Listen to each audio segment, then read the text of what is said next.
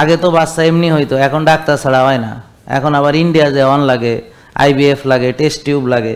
তা আপনারা দেখেন আপনাদের পরিণতিগুলো কতভাবে আপনারা ধ্বংস হচ্ছেন, শুধুমাত্র নিজের একটু যত্ন না নেওয়ার কারণে।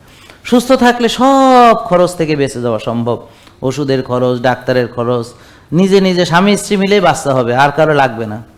এখন তো ডাক্তার সহ বাচ্চা হয়, স্বামী স্ত্রী এখন যথেষ্ট না। অথচ গ্রামে দেখেন কোনো ডাক্তার ছাড়া 7-8 জন 10-12 জন করে ছেলে মেয়ে ছিল আগে, তাই না?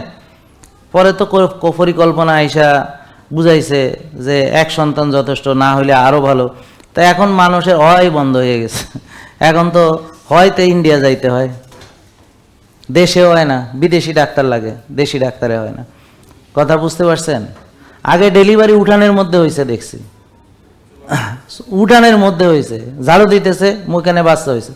এখন তো বাচ্চা হইতে কত কিছু লাগে, কয়েক লক্ষ টাকাও লাগে, সিজার লাগে, অপারেশন লাগে, ডাক্তার লাগে, অ্যানেস্থেটিস্ট লাগে, হ্যাঁ, নার্স লাগে, কত কিছু লাগে। এখন বাচ্চা এমনি হয় না। এই যে আপনাদের আজকের যে সব দিকের যে পরিণতিগুলো, সেগুলো কি আপনাদের জন্য ভালো নাকি খারাপ? এখন এর জন্য দায়ী কে জানেন তো?